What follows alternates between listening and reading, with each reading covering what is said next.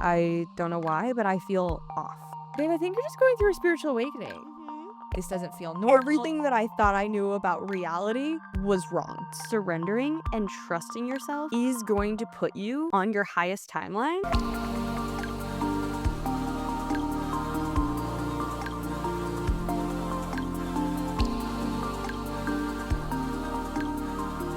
Hello and welcome back to another episode of Alignment Academy. It's your host, Kristen, and my best friend and co-host, Ari. Hi. If you're new to Alignment Academy, then welcome. It is a school for your soul to grow and evolve. And if you've landed here somehow, or maybe you just started playing, then guess what? It's not an accident. It was on purpose. Your guides led you here, your spirit team, and we talk about all things mindset, spirituality, entrepreneurship, creating a big life on this podcast. And it's really going to help you heal so that you can actually execute and take action on your dreams. And if you're here, I'm sure that you are on your spiritual journey. Maybe you just started. Maybe your spiritual journey has been going on for a while. Something that I learned a couple years ago is that you can have more than one spiritual awakening. And so I've never ever done an episode where I talk about, what you might be experiencing during a spiritual awakening, how to navigate it, that you're not crazy. And so I thought it would be fun for us to have a little convo, Ari, about navigating a spiritual awakening from someone who is just going through it, maybe just coming out. It was crazy, guys. I don't know. Am I still in it? I kind of I hope. feel like you a little bit. Okay, maybe a smidge, but the worst is over.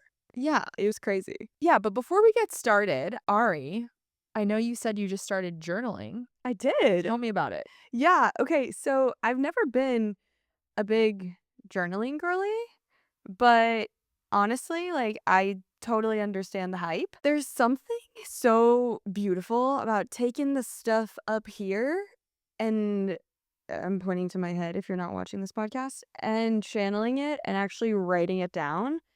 And I started doing this thing called a brain dump. I don't know. I heard about it like a million years ago when I was first told to journal by a therapist, and I was like, "Psst, okay, journaling, whatever." Well, that's because I thought I had to journal and be like, "Dear Ari, you're feeling sad right now." Like, no, there's no right way to journal. And I didn't realize that. So I started doing what's called a brain dump, where I typically like to do this either first thing in the morning or at night before bed. You know, those moments, like either again at the beginning of the day or at the end of the day, where you just feel like, oh my God, I got a lot to do. Or like, oh my God, my to-do list feels like it is on my back and it is heavy, or it is on my chest and I kind of can't breathe. I just feel overwhelmed. Okay. I literally grab a pen, grab my journal, and just start writing. I don't write in complete sentences. I don't write in coherent thoughts. I literally brain dump everything that I'm thinking about that I either have to do, that is on my mind, that is taking up space in my brain, in my life, physical, mental, whatever. It could be words, it could be colors, it could be feelings, it could be anything. Anything that is taking up space in my brain. And I just throw it on a piece of paper. I sometimes write it in bullet point format. Sometimes it's in, actual sentence on the line format. Most of the time, it's a blank piece of paper and the words are scattered all over the page because that's literally how it feels in your brain. And then I put the pen down. I'll do that for like 5 minutes. I set a timer for 5 minutes. Okay. And I put the pen down and then I just look at it and I'm like, oh my God. Every time I'm like, oh my God, that's not as bad as it feels in my brain. You do it for 5 minutes? Mhm. 5 minutes. Setting a timer. So, because I don't know, I feel like you could go for a while. There's a lot up there, But I set a timer and I just literally write for like 5 minutes straight. It feels good because afterwards you're like, actually, that's not as bad as I thought it was. So it's just funny. It's like it's a little way of like getting out of your head and getting out of your head, I guess. I love that. Honestly, I don't do it that intensely. I just make my must-do list every morning, which is kind of like my to-do list, but it's only the highest priority things that I have to do. Hence the must do. Yeah, it's my must-do list. But honestly, it's so good if you're a procrastinator, because instead of making a huge list and then getting overwhelmed, which is what a lot of procrastination can be, like just overwhelm of like, I don't know where to start. It's like you just have 3 to 4 things that are must do, and then you eat the frog, and then you just do them. Eat and then the frog? Yeah, you've never heard that? No. Eat the frog. It's like doing the hard thing first. Eat the frog. Yeah. Yeah, eat the frog. Maybe it's before your time. I'm kidding. I'm like, "You eat frogs? Is that what Eat the frog. spiritual girlies do?" No, it's like I mean, yeah, it's a saying. Eat the frog. Okay, eat the frog. Yeah, so then you eat the frog and then maybe only got 3 things done, but it's the highest priority 3 things, so you still feel accomplished at the end of the day. But I am Mm. gonna actually try a brain dump. Yeah, try I'm it. proud of you. It's so fun. When It's did really you good. start doing this? Oh my gosh. Honestly, like so my little spiritual awakening that I'm sure we're gonna get into, I know we're gonna get into, was in January. That was when I literally went through the craziest shift in my life and everything about what I thought I knew changed. Mhm. And I felt crazy all the time and I felt so out of alignment and everything felt wrong and overwhelming and even the like tiniest to-do list items just felt like absurd. So yeah, I just kind of started doing it then. And I don't know if to me, that feels like a version of journaling. Like, I don't think journaling just has to be like, "This is how I felt today." I think it can also just be like a brain dump. So, Mhm. I yeah. love that. If you're going through a spiritual awakening or a dark night of the soul, I kind of want to just define it for you because I know that sometimes when we're having these experiences, sometimes we don't have the definition for what we're feeling. And it actually is really helpful to put words to it. So it might feel like everything you think about your reality and yourself is untrue. Like all of a sudden, for me, I'm actually going to speak to my, instead of, reading a definition, I'm going to kind of speak to my experience when I'm having a spiritual awakening. I always have a very visceral shift in my body. And what it literally feels like is I'm either having an experience, I'm reading something, I'm going through something, and it literally feels like the tectonic plates of my brain are moving around. It literally feels like my consciousness is like, you thought it was this way, and now everything needs to rearrange because everything that you thought was true was not true. My first spiritual awakening was when I was 17 and I was reading a book and I realized that there were a lot of dimensions and angels and beings and spirits, and I was like, I grew up Catholic. What the fuck is this? Um, and that was like put me into a little dark night. And then my second one was when I realized after my breakup, my psychic gifts all opened up, and I realized that like I was psychic and I could talk to angels and I could see things, and my intuition was showing me things, and I was like, oh my God, all these things that I thought was normal are not normal, and but long story short, Ari obviously had a big spiritual awakening, which we're gonna get into. But watching her go through it was a very interesting process for me because I got to see up close what it was like to watch someone go through a spiritual awakening. And for me, we both have a amazing fucking mushroom trip, but like I'm leaving that mushroom trip and like I've been in that thing so many times. I was like, okay, back to life, like, yay. But like you struggled a little bit. Well, and you were also reflecting on how this mushroom trip was so light for you. Like so many of the other ones have been like, "Oh my God, we're gonna get in and do some work." They Oh my were God, like, spiritual oh. ways in their own way. Whereas like this one, you were like, "Oh, this was light. This one felt gentle. Like Yes. this one was The most gentle yes." ever. Hmm. So it's like, And this was the one that shooketh me to my core the most ever. yeah, exactly. And so watching you just navigate, still integrating that trip has been quite an eye opener for me in the best way. And I think that actually, God gave me you to actually show me things really up close to like be a better mentor and teacher for everyone else and kind of show me what my clients are going through like very, very real time. Let's talk about spiritual awakening. What did it feel like for you? Because I feel like you didn't even know you were going through one. In the moment, or Like like even like a little bit after. after the trip. Yeah. Oh, okay. So right after our trip, everything felt kind of weird. Like you get back to Earth and you're like, oh, okay. And then I remember the next day we were driving back from Joshua Tree because we gave ourselves like a day to integrate. And that was like cute and fun. And I was like, okay, yeah, I'm going to like reintegrate. It's going to be fine. Yay. And then we got back. In case you're new, I am chasing a world record in Ironman triathlons. So a lot of my life consists of a lot of exercise and a lot of hardcore exercise. One of the easiest tells for me on how my mental health is, how are my workouts? Like, am I able to channel my highest self in my workouts, or do I struggle somehow? And if I'm struggling, how am I struggling? Am I struggling because I'm anxious, because I'm stressed, because I'm whatever, whatever, whatever. Anyways, we get back and I'm like, wow, these workouts are not clicking. Okay. I don't know why, but I feel off.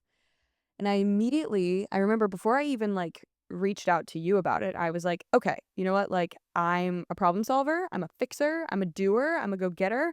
All right, let's open our toolkit of coping mechanisms and let's start coping. Like, okay, I feel anxious. I feel stressed. I feel all of these weird emotions that just feel like a hodgepodge of things. I feel sad. I feel, okay, what do I need? I need to write. Okay, I have a blog. So I started writing a lot.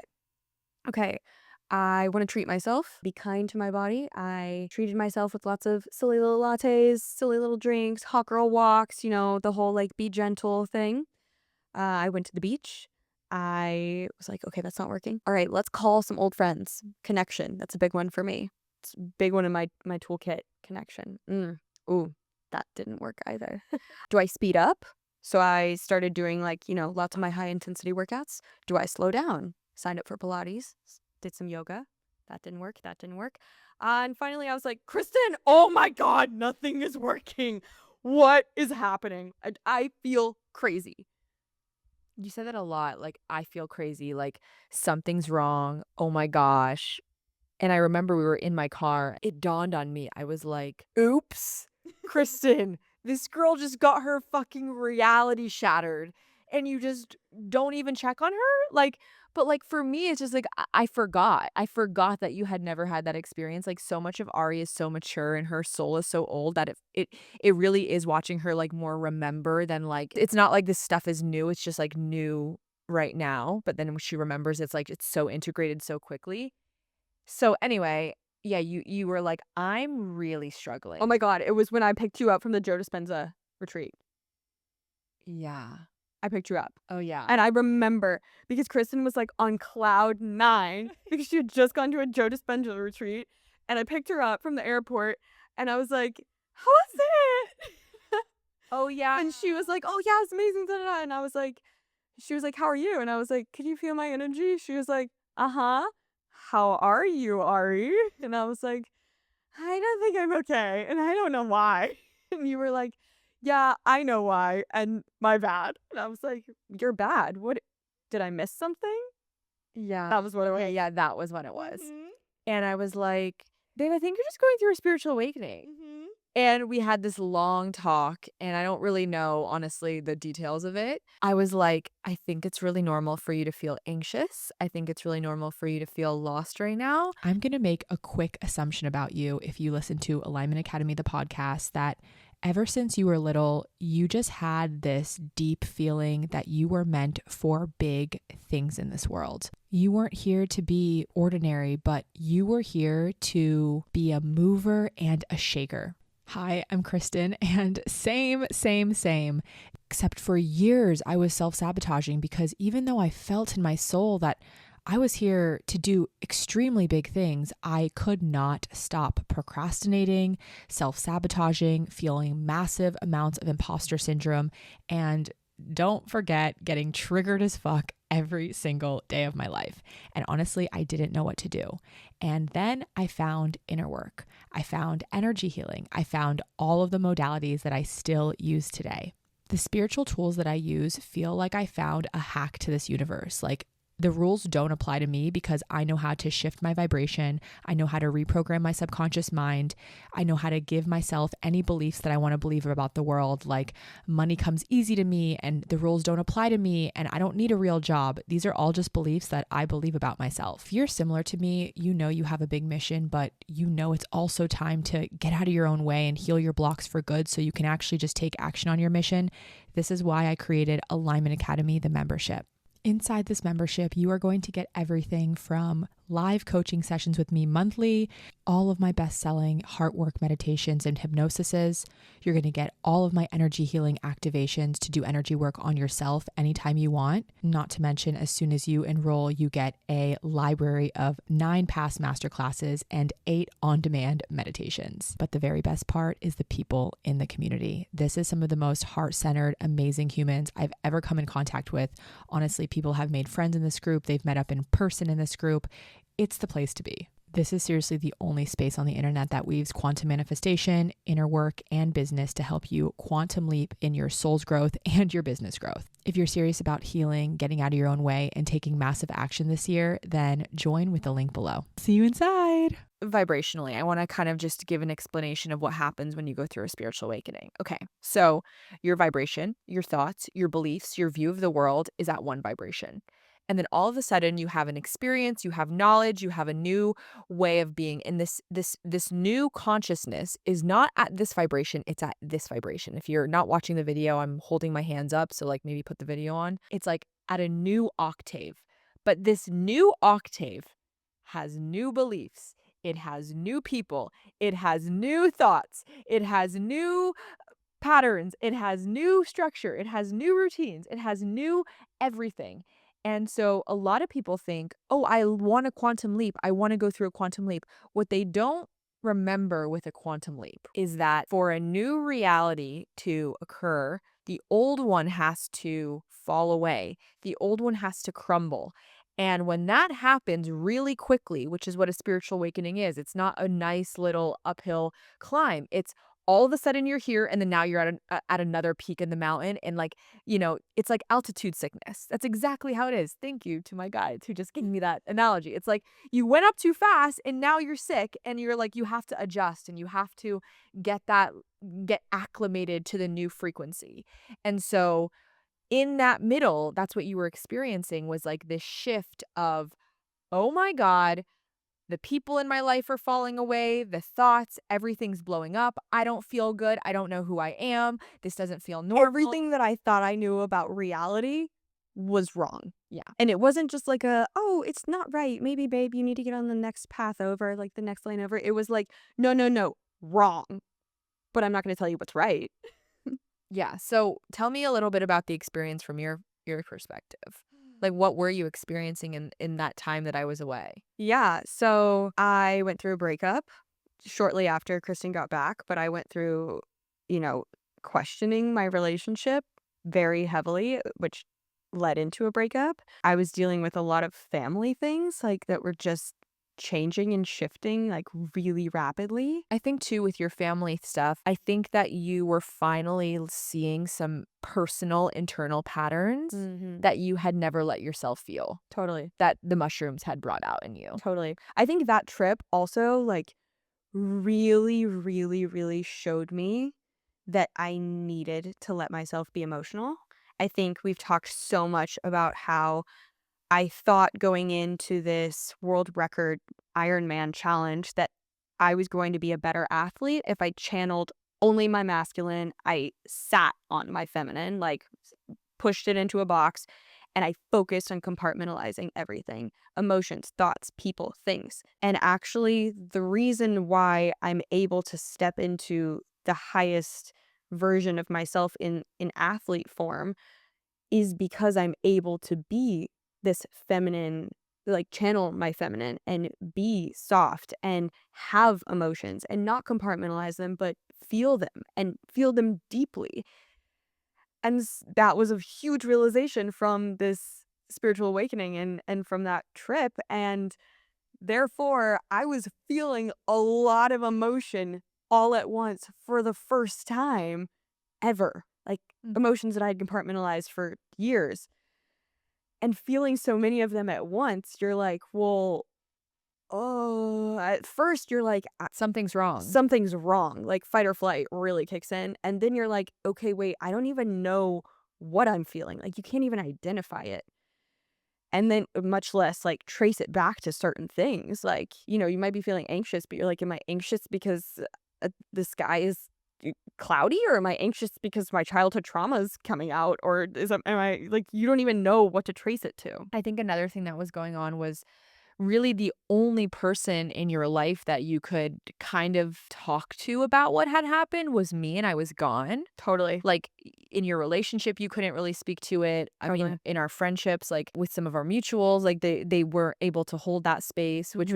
which was fine. It was not their fault. It was just, like, Right. their consciousness wasn't there. I think that that's another real thing is, like, you feel really alone. You have no one to talk about these things. You felt really crazy. Like, I know 100 times you were like, "Am I crazy? Like, I'm feeling these things." And I'm like, "You're not crazy. Like, I went through this exact same thing, but you feel crazy." You do. You totally feel crazy. You also felt out of alignment with your living situation, so you had to Totally. move. I ended up moving. Yeah, that was a big one. You I felt shifted so friendships. yeah, friendship shifted. I thought I had a plan for myself for what I was gonna do after this world record. That totally shifted as well because during my awakening, I had a lot of downloads and realizations about what my true soul's purpose is in this next chapter as well. So that was also like, whoa, okay, so my path that I thought I was on is actually a totally different one now. Yeah, I felt crazy the whole time. And then I think the other really big one that I watched you go through was, like, you had maybe always felt the presence of, like, your spirit team and your guides, but you hadn't, like, spoke to it like that Totally. until Totally. after the trip. I think you're still curating your relationship and maybe not super public about it. Like, with me, you're super good with it and you speak about it and you talk about it. But I think that that whole thing of like, wait, I kind of knew I had this unseen team that was helping me out. But now after this mushroom trip, I believe in it in a whole new way. And I think that that was really hard for you to grasp. There was truth beyond the illusion of what we see in 3D. Mhm. Totally. And, I don't actually know why that one is so hard and was so hard, continues to be so hard. One of the things that also happened while we were in Hawaii for Kristen's birthday is I did something that I haven't done in years, like Mhm. years and years and years. And even when I did it as a kid, I was kind of just going through the motions. I didn't really mean it because I didn't really understand.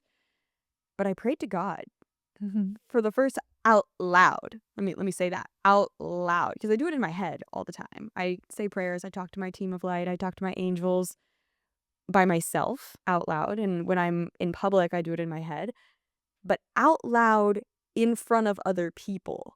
And that was crazy. Mm. And a lot of that came from my spiritual awakening.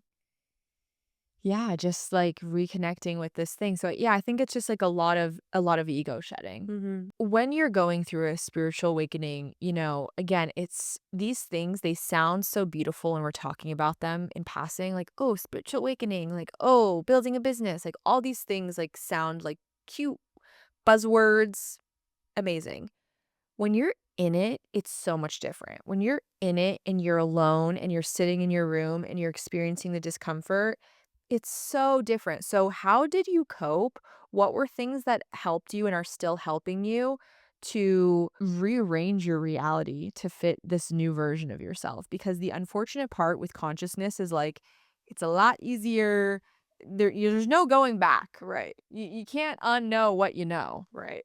So you either sit with the discomfort and resist it, which makes your life harder, or you accept it and you accept the truths that come with it and you accept the new reality that comes with it.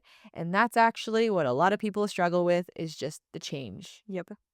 I think that you said something that is I'm really glad that you touched on it, and it was that these words are really sparkly. Like, you hear spiritual awakening, and much like me, I'm very new to this world of spirituality.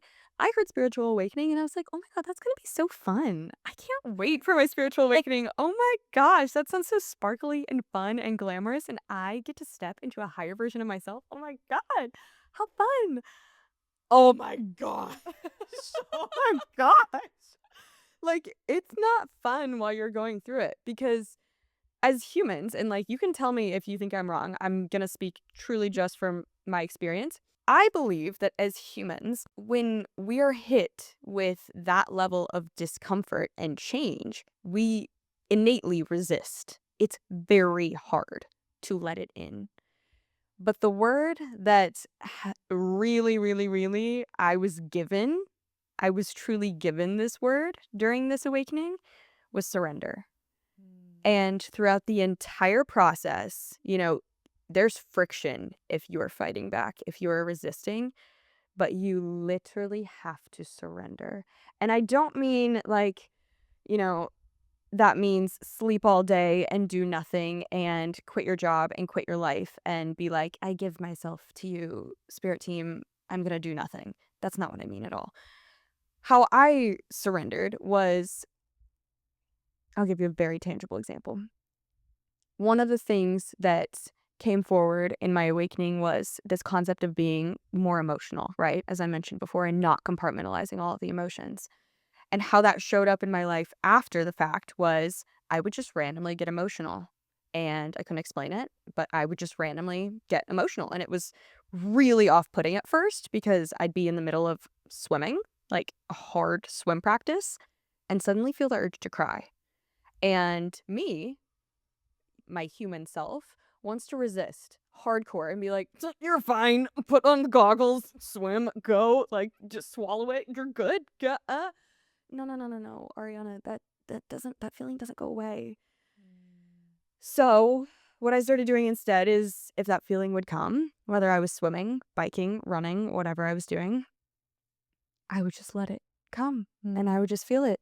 And I remember this one specific swim practice, the same feeling came, and I was like, the the the idea popped into my head where it was just like, Ariana, what if you just let yourself? Like, how my training works right now is my coach is remote. He lives in Arizona. We train remotely.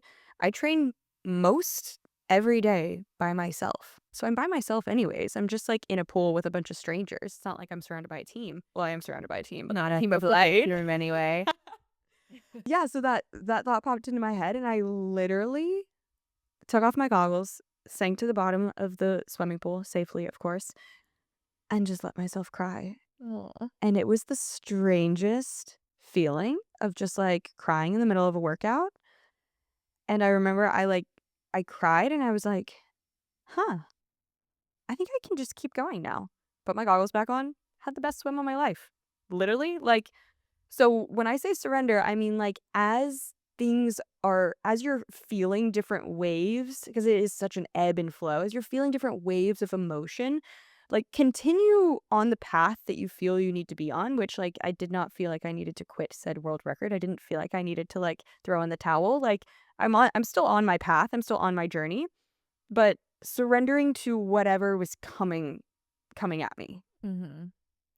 I think that too, the one thing that I did watch you go through is, like, you were looking at your world record from a really different standpoint all of a sudden. Like, I remember you being like, "What am I doing? Like, this is so silly." But I think what it did, I think that was, like, the mushrooms kinda just, like, you were so zoomed out of the life and you were like, "Oh, wait, it's not important." But what I think it helped you do is something I've observed in you is that your focus is so much more on what you're building after now Mm, versus only identifying with the record, because like the truth is that you actually might not get your world record, and totally. then like it, I mean, obviously we're not calling that into existence, but like there are other people and this is actually kind of freaked me out when Ari told me, like, there are other people that are actively chasing the record that she's chasing right now. And actually, I do think you're so spot on. You're so right. During that trip, I literally was so zoomed out from my own life and my own reality that when I got back, I was like, why am I even a triathlete?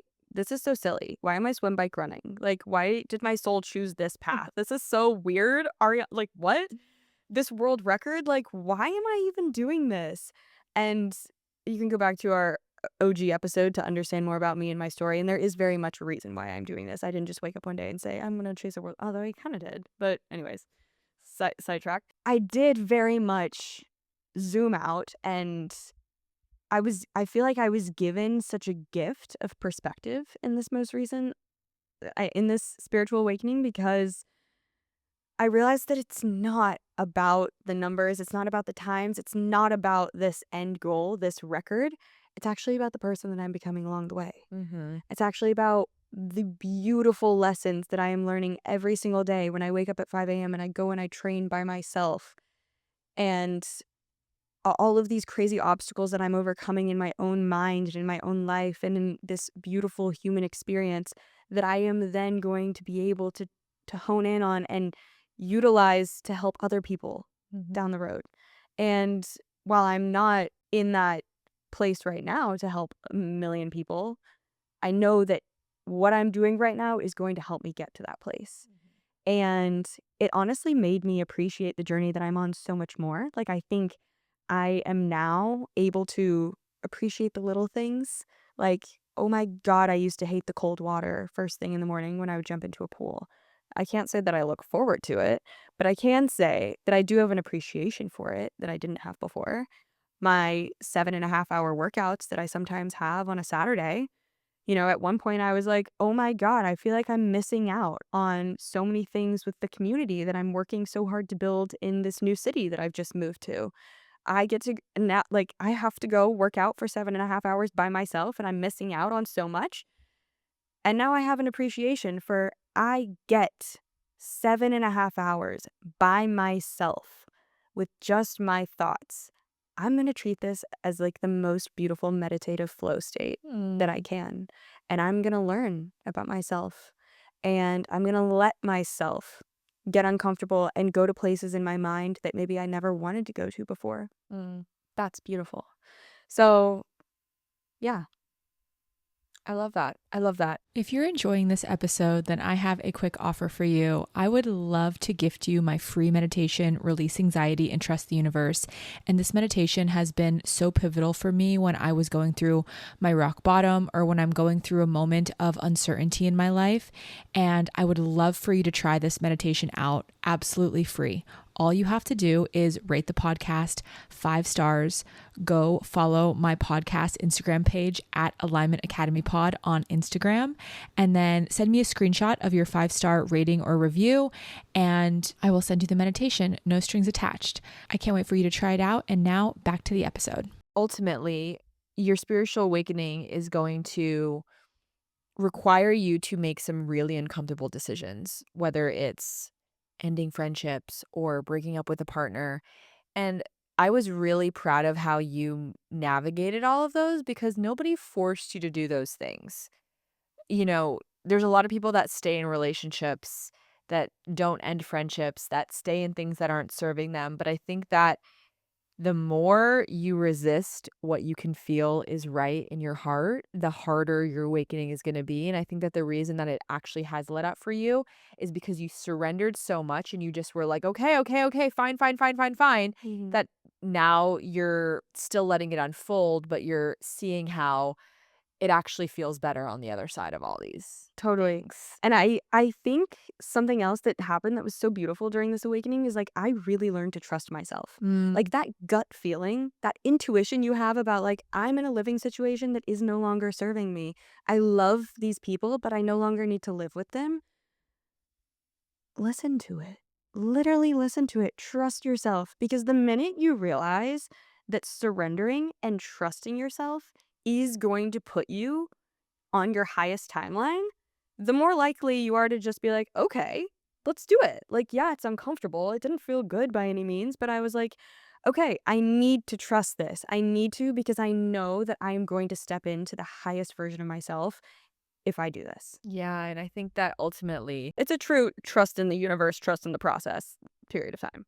if you're in a spiritual awakening, it's a portal of like accelerated growth. My guides used to call it accelerated ascension. You're on an accelerated ascension timeline, Kristen. I would be like, amazing. Hate it here. Like there is no other option but to surrender.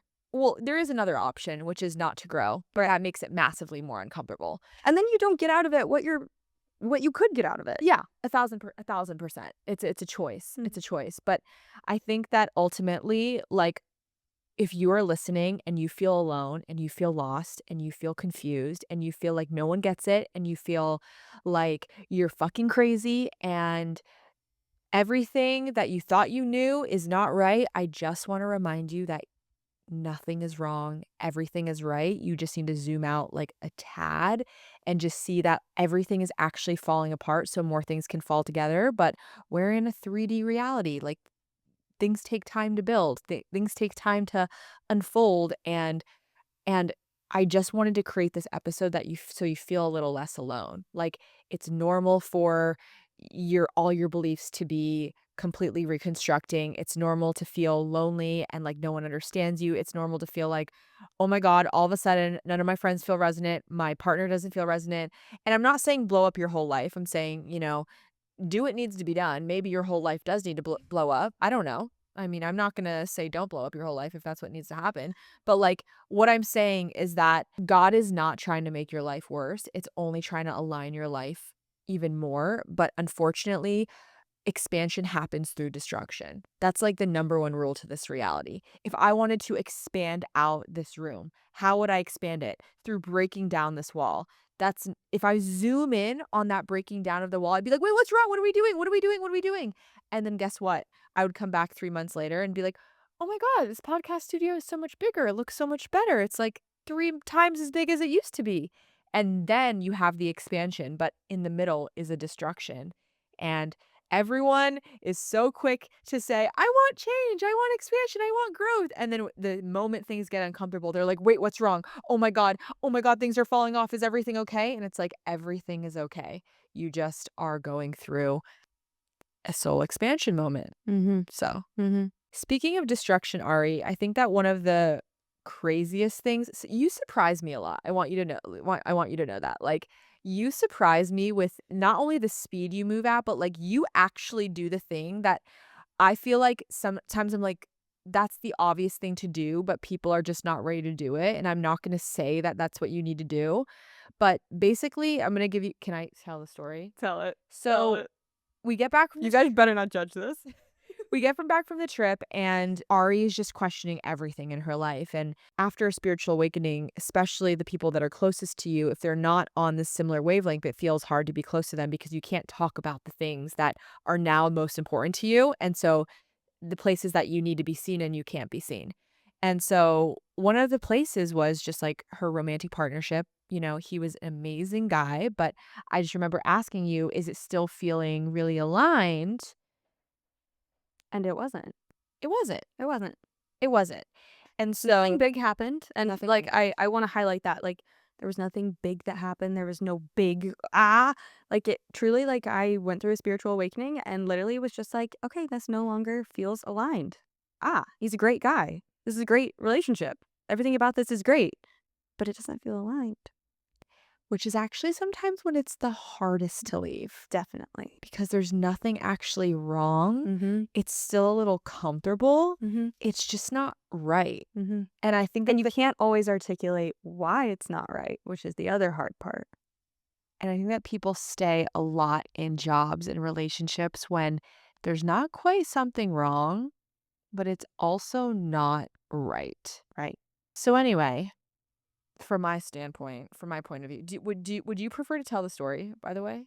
You can go for it. Okay. I'll jump in, Okay, whatever. yeah, pause me if I'm missing anything. Okay.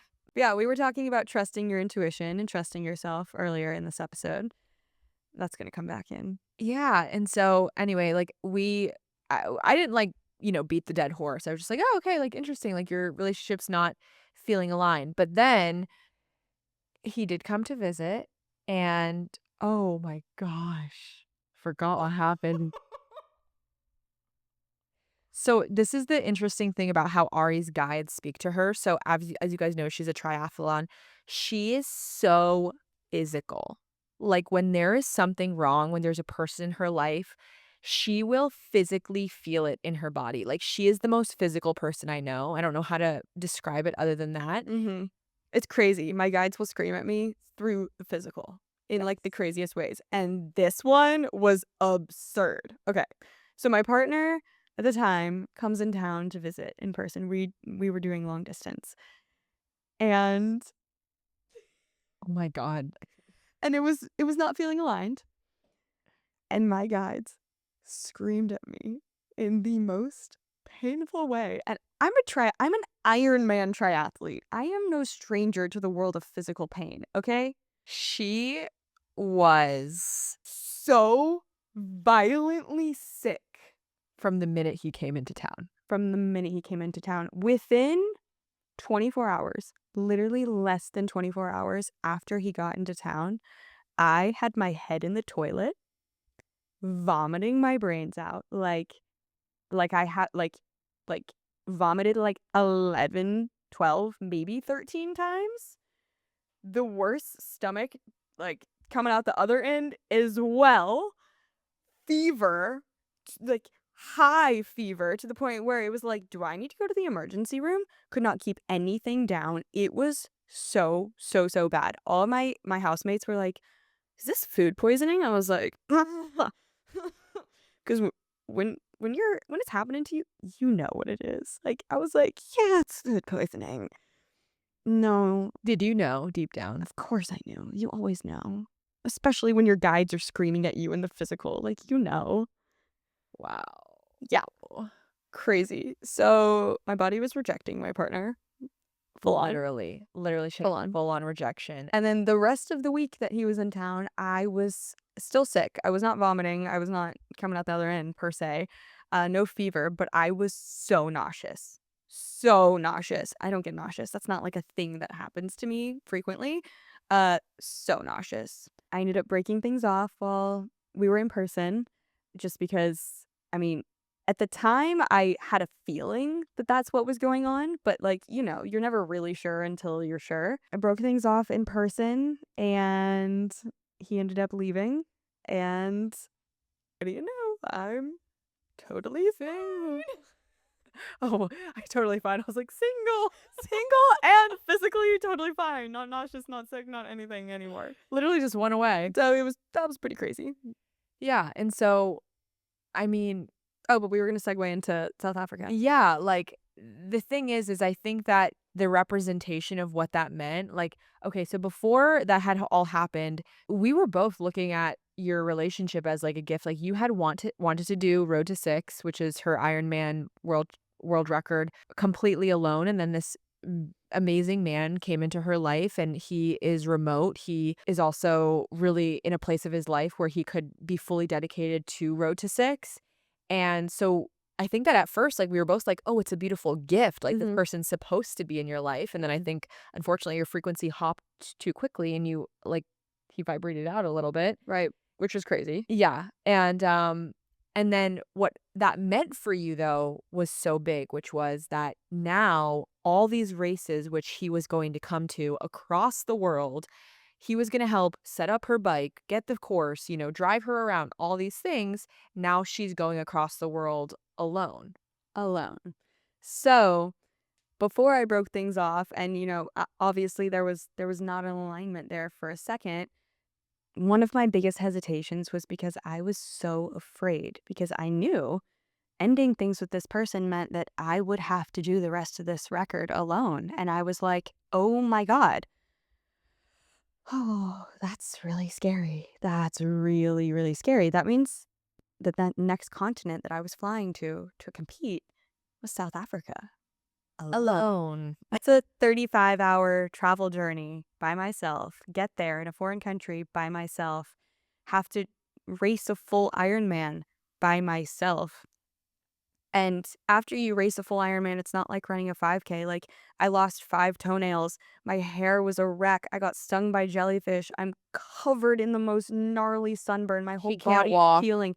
I can't walk. I actually can't go to the bathroom by myself because I'm so broken. Like, and in my head, I'm like, "Oh my god," like, you don't wanna hang on to something that's not aligned, but god, there was a lot of fear with what letting it go would actually also equate to. But I was like, "This isn't fair to me or to him if I'm hanging on to something that no longer feels in alignment." So, yeah. What do you think it taught you by actually doing the thing, though? Like, on the other side of overcoming the fear, what Oh my gosh. happened? One of the things that Kristen told me, and I don't even know if you remember telling me this, but I remember it was, like, one random night, and I was like, "Kristen, I'm so scared to let go of several friendships, relationships, partners." Like, there were a lot of people in my life that were kind of vibrating out. And I was like, there is fear wrapped up in like letting them go. And Kristen said something that just put my mind at ease. She was like, "You do realize that when people like your team is always on your side. When certain people vibrate out, that just makes space for new ones to vibrate in. Like, you're never going to be alone." And I was like, "Oh my god. Okay." you just have to trust that it'll work out. And so I had the conversations that I felt like I needed to have, did the things I felt like I needed to do, and then I traveled to South Africa for my third full Ironman on my Road to Six journey. And while I was there, I had I was terrified, okay? But I'm saying this smiling because I had the race of my life. It was the best race I've ever had in my whole life. I created a community unlike I've ever done before. I was truly my highest, most authentic self. I was smiling the entire race. I left with more friends than I can count. I did it all by myself, and I did not know that I had that in me, but I guess my team did. And I it was incredible. I learned to trust myself in a way that I never have, and I got more out of that experience than I think I ever would have had I not had the conversations going into it. And connecting with people that you wouldn't have connected with. Yeah. I feel like one of the things that you said when you came back and I was like, "Okay, so how was it?" Like, did you miss having someone there? And you were like, "Honestly, I loved being able to just focus on my own energy." Mhm. And that's something that I've never done before. Like, if you know me, then you know I'm Ari. I'm always like on your team, on your side, like woo woo. Always like I can be around people 24/7, never get tired. I don't ever have to cocoon. I don't ever have to go solo and like introvert my way. Like I am an extrovert to the max. So I was so scared to go to Africa by myself and just be in my own energy. And wow, honestly, it was like 1,000 times better than I was expecting. Like, it was spectacular. Oh, and by the way, I qualified for the world championship while I was there too. Like, what? Where did that come from? Nobody was expecting that. Even my coach was like, "Wait, what?" I was like, "Oh my god, that was crazy." Yeah. Who knows what would have happened had I stayed in the relationship, had I stayed in the friendships, had I stayed in the living situation, had I stayed in anything. But all I know is I felt like I really really got out of that spiritual awakening everything that I feel like I was meant to, and I feel like I'm still getting more and more out, but I did all the hard things that I knew were right, and oh my god, like, I'm reaping the benefits left and right now. What would you say to just really like tie it in a bow? What would you say to someone who is in a similar situation? They're in an unaligned relationship. They have friendships that they need to break off. Maybe they're in a job that is no longer in alignment with them anymore, and they're just having trouble trusting the unknown. They're scared shitless. They don't see the light at the end of the tunnel. What would you tell them? I would tell them to simplify it. I think it's so easy to one, get that like, have that realization that that thing is no longer serving you, and then two, be like, "Oh my god, now what do I do? Now what do I do that I have this information?" But simplify it. Like, just think about what would happen if you stayed and what would happen if you changed. And literally thinking about it like that changed everything for me because I was like, "Well, if I stay, I'm gonna feel this way forever." I'm gonna feel that like my intuition is screaming at me. It's like, "This is no longer serving you, Ariana." So, obviously, that was going to affect those friendships, that relationship. Like, when you no longer feel in alignment, you can't really hide it that well. I mean, you might think you're hiding it, but, like, you can't really hide it. Yeah. Also, you're doing yourself a disservice by not trusting yourself. That's a whole other conversation. And then I thought about, okay, what would happen if I changed it? Like, if I had the conversation, well, then I would probably not feel like this anymore. So what am I so afraid of? I guess I'm so afraid of actually having the conversation. Okay, what does that conversation look like? And that's when I sat down and just started thinking about the conversations. And I realized that the hardest part of a lot of that is just actually having that person to person interaction because you're terrified of that part of it. Mm. You're not actually afraid of the what's on the other side of the change. You're just afraid of that interaction and that confrontation. So I practiced having some of those conversations by myself. And turns out I'm really bad at boundaries. I'm really bad at confrontation. I'm really bad at a lot of things, but I learned how to get a lot better by doing it. And I think that was another huge takeaway. You learn so much, like, from me watching you. You really learned how me and my friend Jerry have been nailing this thing into Ari's head that says, Ari, clarity is kind. Clarity is kind. It's actually not kind to not tell somebody how you really feel. It's actually not kind to beat around the bush and not say the hard thing, and then the other person is unclear on how you feel. Yeah, I didn't know that. So you I'm grew people so pleaser, so I much. was like, wow, it's probably just better if I'm like, yeah, I like you, but like not like it used. Like maybe after the Yeah. road to 6 or maybe after this. No, just be Just no. honest. Just be honest. Yeah. So yeah, I think that ultimately I want everyone to take away that you're not crazy. You're not. I was You're there. gonna feel lonely, but this is an initiation to your next level. It's not gonna be forever. And on the other side of the fear and all the shifts and all the changes is actually the life that you truly deep down desire. And you're only gonna get there by trusting the unknown. The last thing I'll say, and Kristen just saying this really just put a bow on it for me. She just said this is your initiation. Before every single race, I pick a mantra for that race. That's kind of like my mantra for that for that race, and I write it on my arm. Kristen, race three's mantra was this is your initiation. I wrote it in Sharpie on my arm. I don't know why I did. I woke up that morning at 4 a.m. and I was like, I need to write this on my arm. This is my phrase. I didn't even realize what it represented until you just said that. Oh my gosh. Wow. Wow. The funny thing is after every hard thing in my life, like when I went through the friend stuff and like when I went through the fear of being seen, I would always just be like, oh, I'm just being initiated. Like I always look at it like as initiation. Like, oh, you want to teach this?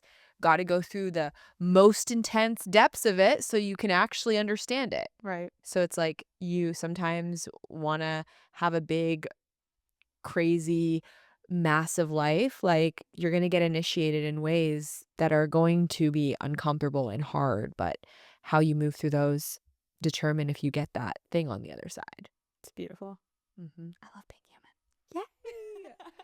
Okay, guys. Well, I hope that this was really comforting. I hope this made you feel a little less alone, a little less scared, a little more excited for what's on the other side. I'm always here to answer any questions or talk about it. But honestly, one of the things that I'm just going to really end with now is when you're going through it, you need to find people that are speaking the same language as you, that are going through the same thing, that have the same views as you. Like, put yourself in communities, go to yoga classes, join an online course. Like you don't have to do it alone. It's going to still feel lonely at times, but it doesn't have to be completely alone, but you have to put yourself in those places. So, Love that. yay.